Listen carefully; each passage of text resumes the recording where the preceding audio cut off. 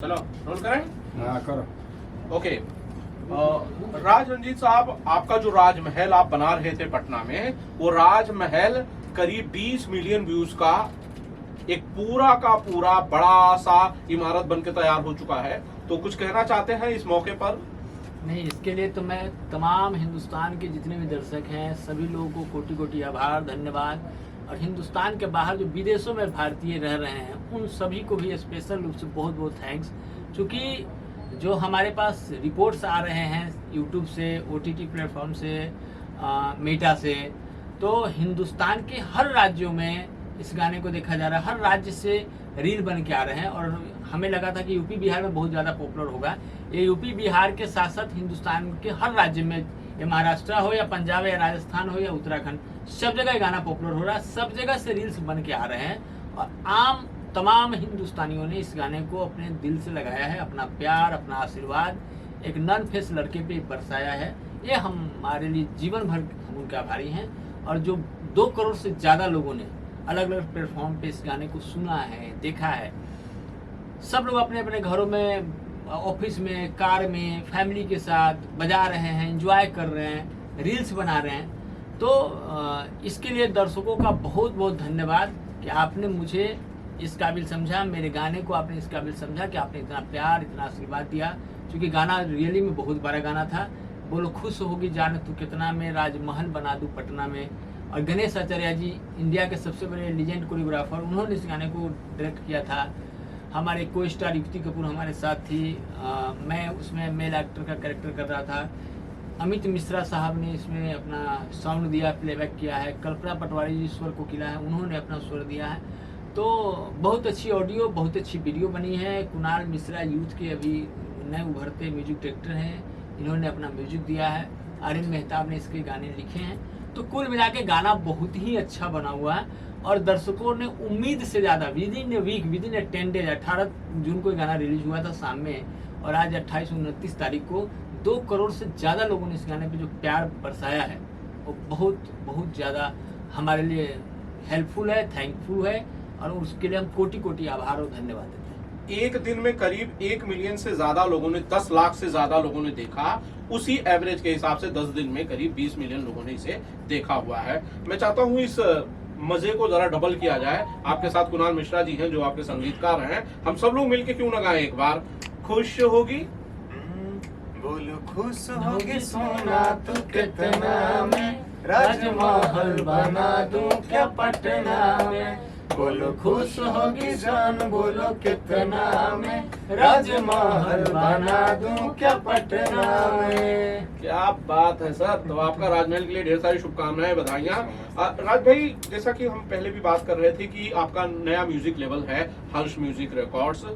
बहुत बड़े रिस्क का काम है कि भाई आपने 0 सब्सक्राइबर वाले चैनल में खुद का चैनल आपने लॉन्च करके और इस गाने को लॉन्च किया। जबकि आप चाहते तो इतने बड़े गाने को कोई भी स्टैब्लिश कंपनी रिलीज कर देती, आपको पैसे भी देती। आपने वैसा क्यों नहीं किया? देखिए क्या है कि अभी जो मार्केट की म्यूजिक इंडस्ट्री में जो पॉलिसी है वो हमारे हिंदुस्तान के लिए कहीं ना कहीं वो नेगेटिव चीज़ है कि आप नए सिंगरों को प्लेटफॉर्म नहीं देते हैं, नए म्यूजिक डायरेक्टर को आप प्लेटफॉर्म नहीं देते हो, नए एक्टर को नहीं देते हो। ऐसा नहीं कि मैं इस गाने को लेकर के नहीं गया, मैं इस गाने को लेकर के मैं नाम नहीं बोलूँगा, लेकिन 3-4 जो बड़ी मार्केट की कंपनियां हैं उनके पास गया और उनका ये कि गाना तो अच्छा है, गणेश आचार्य जी ने कोरियोग्राफ किया, बट म्यूजिक डायरेक्टर नाम ही नहीं है। फिर कोई कहता है कि सिंगर तो ठीक है बट एक्टर नहीं हो।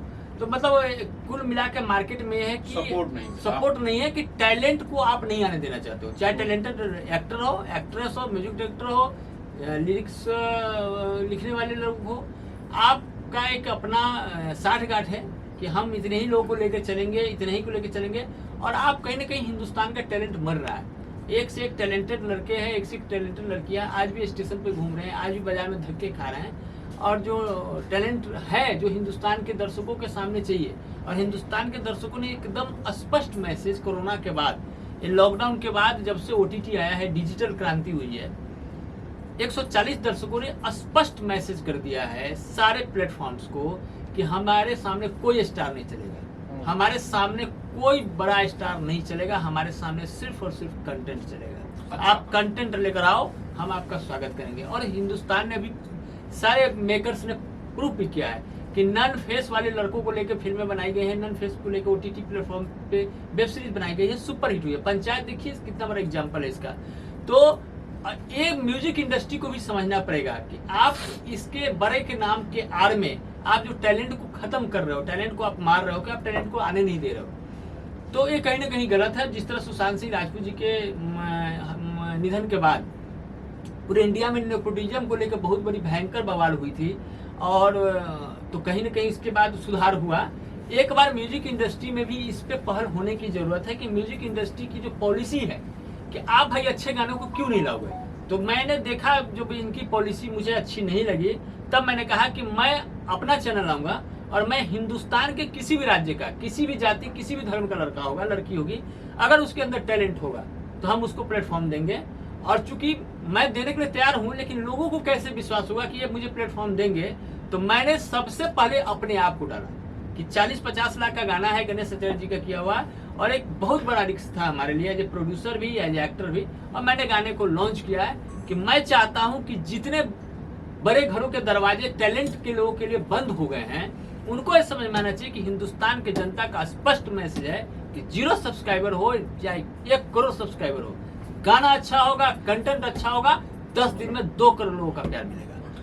मैं ये बिल्कुल समझ रहा हूँ राज भाई कि ना तो आपके परिवार से कोई फिल्मी दुनिया में था, ना कभी था, आप नए हो बिल्कुल इस इंडस्ट्री में। आपके गाने को, आपके काम को देखकर ही 2 करोड़ लोगों ने आपको आशीर्वाद दिया है। आपके पास ना कोई गोल्डन स्पून था, ना कोई बड़े डायरेक्टर प्रोड्यूसर के आप परिवार से आते हो।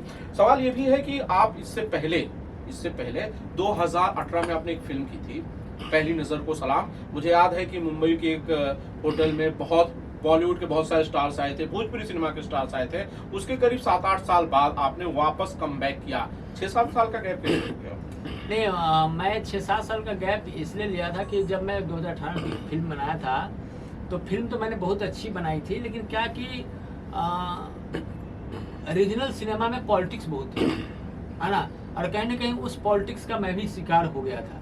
जो हमारी फिल्म की स्टोरी बहुत अच्छी चली जा रही थी, और हमारी जो स्टोरी थी उसमें हैप्पी एंडिंग था, और हम हिंदुस्तान के लोगों को मैसेज देना चाहते थे कि हमारे हिंदुस्तान में हिंदू हो या मुस्लिम सब लोग बराबर हैं, और प्यार किसी से भी हो सकता है। प्यार अंधा है, प्यार जात पात प्यार नहीं मानता है ना। नींद न जाने टूटी खाट, है ना, प्यास न जाने धोबी घाट, तो प्यार न जाने जात पात। हम इस परिभाषा को लेकर आए थे, और हमारा हैप्पी एंडिंग था कि हम हिंदुस्तान में एक स्पष्ट मैसेज दे कि अगर 2 लोगों का दिल और विचार अगर मिलता है तो किसी भी जाति, किसी भी धर्म से हैं वो साथ रह सकते हैं। लेकिन कुछ रीजनल पॉलिटिक्स की वजह से हमारे जो लोग थे हमारे साथ, उन्होंने क्लाइमेक्स चेंज कर दिया, और क्लाइमेक्स चेंज हुआ जिसको भोजपुरी की जनता, बिहार यूपी की जनता पचा नहीं पाई। इफेक्ट है, यूपी बिहार की जनता अपने हीरो को मरते हुए नहीं देख सकती, अपने हीरोइन को मरते हुए नहीं देख सकती, कि जहाँ पिक्चर में वो इंजॉय करते जा रहे हैं और लास्ट में पता चलता है कि हीरो हीरोइन को मार दिया। तो ये एक मार्केट में नेगेटिव मैसेज गया कि आप प्यार करने वाले को मार दे रहे हो, है ना। तो फिल्म फ्लॉप हो गई थी, पर्दे पे उतनी ज्यादा नहीं चली, तो कहीं ना कहीं मैं टूटा। और मैंने चूंकि इसके राइट्स, डिजिटल राइट्स मैंने वर्ल्ड वाइड के साथ बेच दिया था। वर्ल्ड वाइड ने बाद में क्या किया कि उन्होंने इस क्लाइमेक्स को ही काट दिया, जो मर्डर हुआ था लड़का लड़की को, उसको उन्होंने काट दिया, और उन्होंने गंगा चैनल को बेचा। गंगा चैनल पे ये भोजपुरी की सुपरहिट पिक्चर, मतलब जो हिंदी की सूर्यवंशम है, वैसे पिक्चर बन गई थी पहली नजर को सलाम। हर सैटरडे को 10 बजे आना है, आज भी आती है। यूट्यूब पे कम से कम 25 करोड़ से ज्यादा लोगों ने इसके गाने, इसके ट्रेलर और फिल्म को, इसके गाने को इतना प्यार, इतना दिया, सिर्फ एक क्लाइमेक्स को हल्का चेंज करने से। तो कहीं ना कहीं मुझे इस बात का आघात भी पहुंचा था, तो मैंने कहा था कि मैं अब नहीं बनाऊंगा। लेकिन इस साल मैं न्यू ईयर में सिद्धि विनायक में था, गणपति जी का आशीर्वाद मिला कि नहीं फिर से करना चाहिए। उन सभी लोगों को अलग करके, हटा करके एक नई टीम, एक नई एनर्जेटिक लोगों को ला करके, मुझे नहीं चाहिए नामी गिरामी लोग। ये हैं भाई साहब, नए हैं, उभरते, इनके अंदर टैलेंट है, इनके टैलेंट को पकड़ा हूँ, इनसे गाने करवा रहा हूँ। और ये तो इन्होंने अभी कुछ नहीं किया, 2 ही गाने हमारे चैनल के भी किए। अभी इनके पास ऐसे ऐसे गाने हैं, ऐसे ऐसे गाने हम कर रहे हैं, जो गाने आप सुनेंगे तो आपको लगेगा कि हाँ कोई म्यूजिक डायरेक्टर ने गाना किया है, कोई प्रोड्यूसर ने गाने को बनाया है, और किसी एक्टर ने उस पर काम किया है। तो इसलिए मैं 6-7 साल का मेरा ब्रेक था। लेकिन इस बार जब आया हूँ तो इस बार तो मजबूती के साथ आया हूँ। लड़ेंगे, झगड़ेंगे, लेकिन डटेंगे। क्या बात है। वैसे कुणाल मिश्रा जी बहुत सही कहा राज भाई ने कि भाई इन्होंने संन्यास तोड़कर वापसी कर दी, फिर से पिच पे आ गए। अच्छा ही हुआ, अच्छे अच्छे गाने तो ला रहे हैं। डेफिनेटली क्योंकि अच्छा, जैसे इन्होंने बताया कि सबसे बड़ी बात है कि ऑडियो के साथ एक जस्टिस होना, ऑडियो के साथ वीडियो वैसा बनना, ये बहुत बड़ी बात है। कभी कभी ऐसा होता है कि हम लोग ऑडियो बहुत अच्छा बनाते हैं, वीडियो देख के आदमी डिसअपॉइंट हो जाता है। तो इस टाइम पहली बार लगा, लास्ट टाइम भी एक चीज़ बहुत अच्छा लगा। लास्ट टाइम हम लोग जब ये अपना राजमहल बना रहे थे, उस टाइम मुझे लगा कि पूरा प्रोडक्शन हो गया था। मैंने बोला थोड़ा देसी तड़का लाते हैं, वो लाइव रिदम करवाते हैं ढोलक तबला का सब। तो इन्होंने कहीं कुछ नहीं बोला कि just go and do it. मैंने कहा कि इंडिया के हम सबसे अच्छे अरेंजर्स चाहते हैं, रिदम डिज़ाइनर। इन्होंने बोला कि यू हैव फ्री हैंड, इतना लगता है जैसे लगता है आप करवाओ। और मैंने करवाया और डेफिनेटली ये वही है कि रिजल्ट इतना अच्छा मिला। So all thanks to Harshraj entertainment for having faith on me, मुझ पर भरोसा करने के लिए। और भरोसा ही पहले हर्षराज ने भरोसा किया, तभी मैं अपना टैलेंट दिखा पाया यहाँ पे। और थैंक यू जनता जनार्दन जिन्होंने इतना प्यार दिया, इतने प्यारे प्यारे रील्स बन रहे हैं, मतलब देख के बहुत अच्छा लगता है मुझे। तो थैंक यू सो मच। अच्छा राज भाई, इसके साथ आपके दो कंपनी से 2 और गाने दिखाई दे रहे हैं, जिसमें से एक विवाह रीत और दूसरा सिंदूर है। उनके बारे में भी जरा कुछ बताइए, क्योंकि वो गाने भी बहुत अच्छे और पारिवारिक गाने हैं पूरी तरह से। हाँ, हमारा एक गाना है कल्पना जी ने गाया है ना, सिंदूर के कसूर। वो गाना है कि सिंदूरे हंसावे सिंदूरे रुलावे सिंदूरे के सारा कसूर। उसमें हमने दिखाया है कि किसी भी लड़की के मांग में जब सिंदूर पड़ता है तो सिंदूर पड़ते सारे रिश्ते नाते बदल जाते हैं। और जिस घर से बेटी की डोली विदाई होती है तो उस घर में पूरा सन्नाटा, अंधेरा, रुआसी छाई हुई रहती है। कट टू जिस घर में दुल्हन जाती है उस घर में पूरा जगमग, लाइट वाइट, रिश्तेदार, नाच ढोल गाना सब होता है, मिठाइयाँ। तो थॉट ये है कि सिंदूरे हंसावे सिंदूरे रुलावे सिंदूरे के सारा है कसूर। दूसरा गाना हमने लाया विवाह रीत। इसमें हमने लाया कि चूंकि जरीना मैम का एक स्टेटमेंट में कहीं पढ़ रहा था, जिसमें उन्होंने कहा कि बॉलीवुड से फैमिली गायब हो रही है। तो कहीं ना कहीं मेरे दिमाग में ये चीज़ था। तो मैं जैसे राष्ट्रीय प्रोडक्शन की फिल्में में आप गानों में देखेंगे फैमिली को, यस राज की फिल्मों में आप देखेंगे पंजाबी के कल्चरों को उन्होंने बहुत अच्छा से दिखाया है, फिल्मों में फिल्माया भी है। तो हमारे मन में आया कि मैं भी इस तरह से फैमिली को लेकर आता हूँ और मैंने नॉर्थ की कल्चर को दिखाया है। क्योंकि पूरे हिंदुस्तान में चाहे किसी भी इंडस्ट्री में आप चले जाएं, भोजपुरी को लेकर एक थॉट बना हुआ कि भोजपुरी में सिर्फ अश्लील और वल्गर गाने बनते हैं। भोजपुरी के गाने आप परिवार के साथ बैठ के नहीं देख सकते हैं। तो मैंने उस थॉट को तोड़ा है। मैंने दिखाया लोगों को कि आप जो जानते हो, जो पढ़े हो, जो सुने हो, जो आपने देखा है, हमारा कल्चर वो नहीं है। हमारा कल्चर ये है, ये बिहार है, यूपी है, डॉक्टर राजेंद्र प्रसाद जी की धरती है, चौधरी चरण सिंह जी की धरती है। हम पूर्वांचल से हैं, हमारा ये कल्चर है। हमारे घर की माँ बहनें जब शादी होती है तो ऐसे गाती हैं। हमारे घर में हल्दी ऐसे होता है, मेहंदी ऐसे होता है। हमारे घर में बहन की जब विदाई होती है तो उस समय का ये मोमेंट होता है। और थैंक्स ऑडियंस, मैं पूरे हिंदुस्तान के जनता जनार्दन को, दर्शकों का एकदम कोटि कोटि आभार धन्यवाद करता हूँ कि मेरे थॉट को लोगों ने समझा। लोग कमेंट कर रहे हैं कि ऐसे गाने तो विलुप्त हो रहे थे, ऐसे गाने सुन के लगता है कि अभी भी हमारी संस्कृति जीवित है, हमारा कल्चर जीवित है। और जरीना मैम इतनी बड़ी हिंदुस्तान की लीजेंड, और उन्होंने इस गाने में माँ की भूमिका करी है। पल्लवी सिंह भोजपुरी की एक्ट्रेस है, इन्होंने इसमें दुल्हन का कैरेक्टर किया है, बहुत अच्छा इन्होंने निभाया है। इसके म्यूजिक डायरेक्टर कुणाल मिश्रा जी हैं और इसमें पवन महेंद्रू जी हैं, लड़की के पापा का कैरेक्टर, बहुत ज़बरदस्त कैरेक्टर उन्होंने किया है। रमेश गोयल जी लड़के के पापा का कैरेक्टर किए हैं, देवेंद्र जी हैं जो दूल्हा का कैरेक्टर किए हैं, और रवि वर्मा है। मतलब तमाम लोगों ने इसमें किया है। और इस गाने को अलका झा भी गाई हैं, कल्पना जी भी गाई हैं, और कुणाल मिश्रा ने भाई का जो आवाज़ है वो उन्होंने दिया है। और इस कल्चर को हमें जिस चीज़ का इंतजार था कि आम बॉलीवुड से लेके मलयालम से लेके पंजाबी, साउथ, सब जगह हमारे कल्चर को लोग एक्सेप्ट करें, और लोगों ने एक्सेप्ट किया है।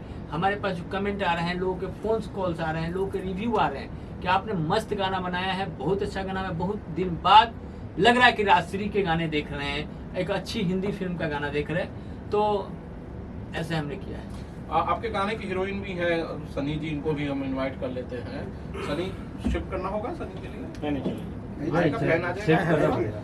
तो सनी यहाँ पे ले लीजिए, यहाँ पे ले लीजिए, थोड़ी देर के लिए आप